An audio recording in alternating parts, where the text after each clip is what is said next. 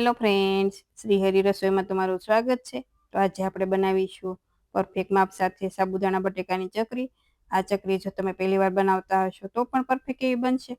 તો અમુક ટિપ્સ અને ટ્રિક્સથી ચકરી બનાવીશું તો પહેલી જ વારમાં ચકરી તમારી પરફેક્ટ બનશે। અને આ ચકરી અંદરથી એકદમ સોફ્ટ અને બહારથી એકદમ ક્રન્ચી એવી બને છે। અને આ ચકરી તમે વ્રત કે ઉપવાસમાં કે આમ જ ખાવી તો પણ ખાઈ શકો અને આખા વર્ષ માટે તમે સ્ટોર પણ કરી શકો છો। તો પરફેક્ટ માપ અને પરફેક્ટ રીતથી બનાવીશું એટલે વિડીયો તમે સ્કીપ કર્યા વગર પૂરો જોજો। તો ચાલો બનાવીએ। તો હવે સૌથી પહેલાં આપણે એક મોટું વાસણ લઈશું અને હવે તેમાં 2 કપ જેટલા સાબુદાણા એડ કરીશું અને વજનમાં જુઓ તો 500 ગ્રામ જેટલા લીધા છે। અને આ રીતે મીડિયમ સાઇઝના સાબુદાણા આવે તે લીધા છે। અને હવે આ સાબુદાણાને આપણે 2 થી 3 પાણી વોશ કરી લેવાના છે એટલે તેમાં ડસ્ટનો ભાગ હોય તે બધો નીકળી જશે। અને હવે તેમાંથી રહેલું બધું પાણી છે તે આપણે નિતારી દઈશું અને હવે તેમાં બીજું પાણી એડ કરીશું। તો અહીંયા મેં બધું પાણી છે તે અલગ કરી દીધું છે અને હવે તેમાં આપણે પાણી એડ કરીશું। તો અહીંયા તમે આ રીતે જોઈ શકો છો સાબુદાણાની ઉપર 1 ઇંચ જેટલું રહે એ રીતે પાણી રાખવાનું છે એટલે સાબુદાણા છે એકદમ પરફેક્ટ એવા પલળી જશે। અને હવે તેનું ઢાંકણ બંધ કરી ઓવરનાઇટ માટે આપણે પલાળી દઈશું। તો સાબુદાણાને 10 થી 12 કલાક જેવું થઈ ગયું છે। તમે જોઈ શકો છો સાબુદાણા એકદમ સારા એવા પલળી ગયા છે। તો જો તમે આ રીતે પાણીના માપથી સાબુદાણા પલાળશો તો સાબુદાણા છે તમારા એકદમ પરફેક્ટ એવા પલળી જશે। અને આ રીતે આપણે હાથેથી પ્રેસ કરીએ તો તમે જોઈ શકો છો એકદમ સોફ્ટ એવા પણ થઈ ગયા છે। તો હવે તેને થોડી વાર માટે સાઈડમાં રાખી જ્યાં સુધીમાં આપણે બીજી પણ તૈયારી કરી લઈએ। તો ખાંડણીમાં 1 સ્પૂન જેવું જીરું એડ કરી આપણે તેને વાટી લઈશું। પણ જો જીરું તમારે આખું એડ કરવું હોય તો પણ તમે કરી શકો। તો આ રીતે મેં કસરો વાટી લીધું છે અને સાથે 500 ગ્રામ જેટલા બટેટાને બોઇલ કરીને લીધા છે। અને બટેટા હવે નોર્મલ એવા ઠંડા થાય એટલે આપણે તેને ગ્રેટરથી આ રીતે ગ્રેટ કરી લઈશું। પણ જો આપણે આ રીતે ગ્રેટ કરીને નહીં લઈએ અને મેશ કરીને લઈશું તો બટેટાના ટુકડા રહી જશે અને જ્યારે આપણે ચકરી બનાવીશું ત્યારે તેમાં ફસાઈ જશે। એટલે આ રીતે આપણે ગ્રેટરથી ગ્રેટ કરીને જ લઈશું। તો અહીંયા મેં 500 ગ્રામ સાબુદાણાની સામે 500 ગ્રામ જ બટેટા લીધા છે। તો આમાં પરફેક્ટ છે જો આપણે આ રીતે બનાવીશું તો ચકરી છે એકદમ સોફ્ટ એવી બનશે અને ખૂબ જ સારી એવી બને છે। અને આ રીતે બટેટા પણ સારા એવા મેશ થઈ જવા જોઈએ। જો બટેકામાં કોઈ પણ ટુકડો હશે તો ચકરી છે આપણી બરાબર નહીં બને। અને હવે સાથે એક મોટું પેન લઈ તેમાં આપણે જે કપથી કોરા સાબુદાણા લીધા હતા એ જ કપથી આપણે પાણી એડ કરીશું। તો 2 કપ કોરા સાબુદાણા હતા તો તેની સામે 4 કપ પાણી એડ કરવાનું। અને જો તમે તપેલીના માપથી સાબુદાણા લો તો તેના કરતાં ડબલ પાણી એડ કરવાનું। જો 1 તપેલી સાબુદાણા હોય તો 2 તપેલી પાણી એડ કરવાનું।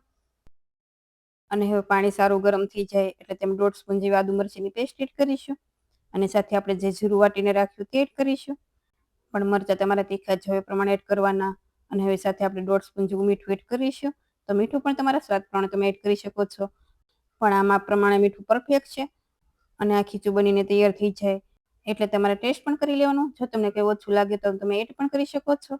અને હવે ગેસની ફ્લેમ હાઈ રાખી આ રીતે પાણીને સારું ઉકળવા દેવાનું છે અને આ રીતે બોઇલ આવવા લાગે એટલે હવે જે આપણે સાબુદાણા પલાળીને રાખ્યા તે એડ કરીશું અને સાબુદાણા એડ કરી ગેસની ફ્લેમ મીડિયમ રાખી દેવાની છે। જો ત્યારે પાણી ગરમ થતું હતું ત્યારે આપણે હાઈ રાખી હતી અને હવે 5 મિનિટ માટે આપણે ગેસની ફ્લેમ મીડિયમ રાખીશું અને આ રીતે સતત ચલાવતા જઈશું એટલે ધીમે ધીમે સાબુદાણાનો કલર છે તે ટ્રાન્સપરન્ટ થતો જશે અને આ રીતે થોડું ઘટ થવા લાગે એટલે હવે ગેસની ફ્લેમ સ્લો કરી દેવાની અને આ રીતે 5 મિનિટ આપણે સતત ચલાવીશું એટલે સારી રીતે સાબુદાણાનો કલર છે એકદમ ટ્રાન્સપરન્ટ થઈ જશે અને આ રીતે સતત ચલાવતા જવાનું છે એટલે સાબુદાણા છે નીચે બિલકુલ ચીપકશે નહીં। અને હવે મિશ્રણ પણ ઘટ થવા લાગ્યું છે અને સાબુદાણાનો કલર પણ ટ્રાન્સપરન્ટ એવો થઈ ગયો છે। તો હવે જે ગ્રેટ કરીને બટેટા રાખ્યા છે તે આપણે એડ કરી દઈશું અને બટેટાને સાબુદાણા સાથે સારી રીતે મિક્સ કરી દેવાના છે। તો અહીં આપણે સાબુદાણાને 5 મિનિટ સ્લો ફ્લેમ પર અને 5 મિનિટ મીડિયમ ફ્લેમ પર રાખ્યા હતા એટલે સાબુદાણા કલર છે સારો ટ્રાન્સપરન્ટ થઈ ગયો છે। તમે જોઈ શકો છો તો આ રીતે પાણી કલર જેવો થઈ જાય પછી જ આપણે બટેટા મેશ કરેલા છે તે એડ કરવાના છે અને ગેસની ફ્લેમ સ્લો ઉપર રાખી 2 થી 3 મિનિટ આપણે મિશ્રણને સારી રીતે મિક્સ કરી લેવાનું છે અને હવે ગેસની ફ્લેમ બંધ કરી તેમાં 1 લીંબુનો રસ એડ કરી બધા મિશ્રણને સારી રીતે મિક્સ કરી દઈએ અને હવે તમને એક ટ્રીક બતાવું તો સેન્ટરમાં આ રીતે આપણે ચમચાને રાખીશું તો તે બરાબર ઊભો રહે એટલે આપણું ખીચું છે ચકરી બનાવવા પરફેક્ટ છે। તમે જોઈ શકો છો અને ચકરીને ખાટી મીઠી બનાવવા મેં 1 લીંબુનો રસ એડ કર્યો છે પણ જો તમારે સ્કીપ કરવો હોય તો તમે કરી શકો છો તે ઓપ્શનલ છે। અને હવે આ ખીચું ગરમ હોય ત્યારે આપણે તેની ચકરી નહીં બનાવીએ કેમ કે આપણે પોલીથીનની બેગ લેવાના છીએ એટલે ખીચું નોર્મલ એવું ઠંડુ થઈ જાય પછી જ આપણે તેની ચકરી બનાવીશું। તો ખીચું પણ નોર્મલ એવું ઠંડુ થઈ ગયું છે અને આ રીતે આપણે હાથેથી અડીએ તો નોર્મલ એવું જ ગરમ છે તો આપણે તેની ચકરી બનાવી લઈશું। તો હવે અહીંયા મેં પ્લાસ્ટિકની બેગ લીધી છે પણ જો તમે મીઠાની થેલી કે દૂધની થેલી આવે તે પણ લઈ શકો અને જો તમારે મશીન કે ચમચાથી બનાવી હોય તો પણ તમે બનાવી શકો. તો હવે બેગમાં આવે એ પ્રમાણે આપણે ખીચું ભરીશું અને ચકરી તમારે જે જાડી કે પતલી રાખવી હોય એ પ્રમાણે કટ કરવાનું. અને હવે મેં અહીંયા પ્લાસ્ટિકની શીટ લીધી છે, તેના પર આ રીતે ચકરી વેફર પાડીશું. અને જો તમારે ચકરી બનાવી હોય તો પણ ચકરી પણ બનાવી શકો, અને આ રીતે સેવ કે વેફર બનાવી તો પણ તમે બનાવી શકો. અને હવે તમારે ખાસ વાતનું ધ્યાન રાખવાનું છે કે જ્યારે આ રીતે તમે ચકરી બનાવો ત્યારે અંદરથી બહાર આવતા લાસ્ટમાં આ ચકરી સાથે ચીપકાવી દેવાનું છે. એટલે ચકરી જ્યારે તમે તળશો ત્યારે પણ ખુલશે નહીં, અને જો આ રીતે ચીપકાવશો નહીં તો ત્યારે આપણે સુકવશું ત્યારે પણ ખુલી જશે, અને તળશું ત્યારે પણ ખુલી જશે. એટલે આ રીતે એન્ડમાં આવતા ચીપકાવી દેવાનું છે. તો હવે આ રીતે મેં બધી ચકરી બનાવી લીધી છે, તમે જોઈ શકો છો. અને જો તમારે ચકરીની જગ્યાએ પાપડ બનાવવા હોય તો પણ તમે બનાવી શકો. તો આ ખીચું છે આપણે અત્યારે ઘટ એવું રાખ્યું છે, અને જો પાપડ બનાવવા હોય તો ખીચું નરમ એવું રાખવાનું, તો તમે પાપડ પણ બનાવી શકો. અને હવે આ ચકરીને આપણે એક દિવસ માટે પંખા નીચે રાખીશું, અને એક દિવસ જેવું થાય એટલે તેને આપણે આ રીતે સાઈડ પલટાવી દેવાની છે. તો આ રીતે તમારે બધા ચકરીની સાઈડ છે તે પલટાવી દેવાની છે. અને જે સારો તડકો આવતો હોય ત્યાં તમારે 2 દિવસ માટે ચકરીને સૂકવી દેવાની છે. અને જો ઓછો તડકો આવતો હોય તો ચકરીને સુકવતા 2 થી 3 દિવસ પણ લાગે. પણ જો ચકરી સારી એવી સુકાઈ ગયેલી હશે તો તમે આખા વર્ષ માટે સ્ટોર પણ કરી શકો, અને સ્વાદમાં પણ એવી ને એવી જ રહેશે.